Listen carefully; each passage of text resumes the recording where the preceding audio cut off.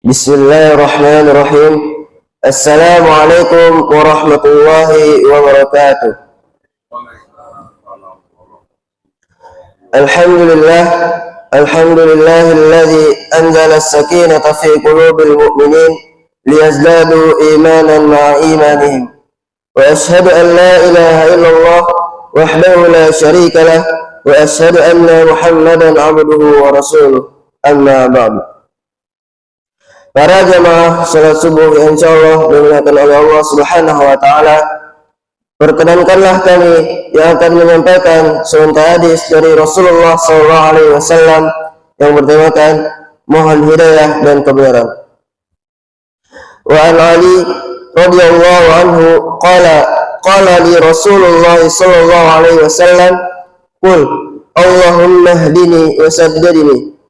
Wa fi riwayatin ukhra Allahumma inni as'aluka al-huda was-sadad. Rawahu Muslim. Dari Ali radhiyallahu anhu, ia berkata, Rasulullah sallallahu alaihi wasallam bersabda kepadaku, ucapkanlah Allahumma hdini wa saddidni. Ya Allah, berikanlah aku hidayah dan berilah aku kebenaran. Dalam riwayat lain disebutkan, Allahumma inni as'aluka al-huda was-sadad. Ya Allah, aku minta kepadamu hidayah dan kebenaran.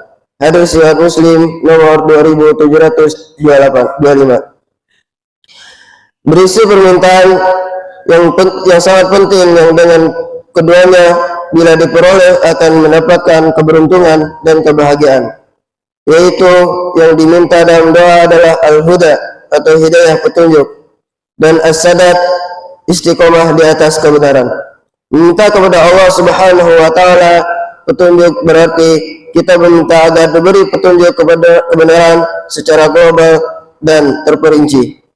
Juga diberi taufik untuk mengikuti kebenaran tersebut secara lahir dan batin. Imam Nawawi menjelaskan bahwa meminta hidayah atau as'alukal huda di sini adalah hidayah berupa petunjuk dan bimbingan. Berarti merupakan pengajaran. Sedangkan meminta as-sadad adalah meminta istiqomah dan pertengahan dalam berbagai urusan. Maksudnya, kita meminta kepada Allah Subhanahu wa taala agar diberi taufik senantiasa berada dalam kebenaran untuk setiap perkara. Inti dan hakikat hidayah adalah taufik dari Allah taala, maka berdoa dan memohon hidayah kepada Allah taala merupakan sebab yang paling utama untuk mendapatkan hidayahnya. Dalam sebuah hadis quds Allah Ta'ala berfirman, wahai sekalian hambaku, kalian semua berada dalam kesesatan kecuali yang kuberi petunjuk, maka mintalah petunjuk itu kepadaku, niscaya akan kuberi petunjuk. Hadis riwayat Muslim nomor 6737. Dan Rasulullah SAW juga bersabda, siapa yang Allah beri petunjuk maka tidak ada yang dapat menyesatkannya. Dan siapa yang Allah sesatkan, maka tidak ada yang dapat memberi petunjuk kepadanya. Hadis riwayat Abu Dawud nomor 2118 dan At-Tirmidzi nomor 1105. Orang yang berdoa hendaklah semangat dalam meminta kepada Allah Subhanahu wa taala berupa hidayah dan istiqomah, yaitu istiqomah dalam beramal dan dengan ikhlas sesuai tuntunan.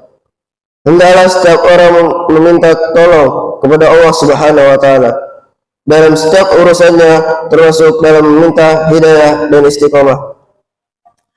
Allah Subhanahu wa taala berfirman dalam surat Al-Baqarah ayat 213 yang berbunyi, A'udzubillahi minasyaitonir rajim. Bismillahirrahmanirrahim. Wallahu yahdi man yasha'u ila siratal mustaqim. Yang artinya Allah memberi hidayah atau petunjuk kepada siapa yang Dia kehendaki ke jalan yang lurus.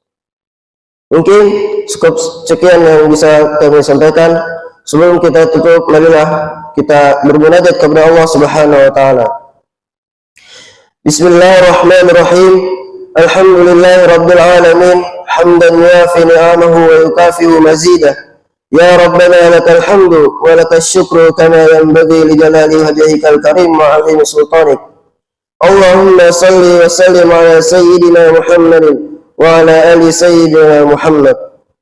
Ya Allah yang maha besar dan maha kuasa, kami mohon kepada Engkau ya Allah untuk para musyrif, pemberi wakaf, orang tua asuh, donatur, pembina dan pengurus yayasan, pengurus ponpes, Bapak Ibu jemaah salat subuh Masjid Zuratul Abrar dan umat muslimin dan muslimat.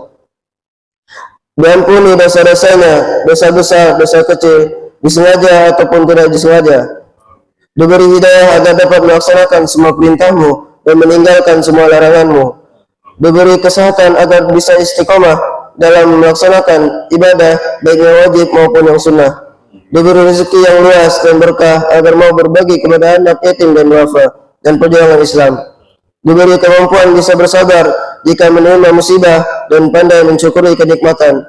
Diberi keturunan yang qurrata a'yun, keturunan yang soleh dan solehah.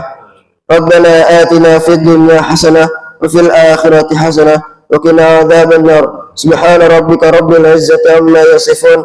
Wassalamun alal mursalin walhamdulillahi rabbil alamin. Assalamualaikum warahmatullahi wabarakatuh.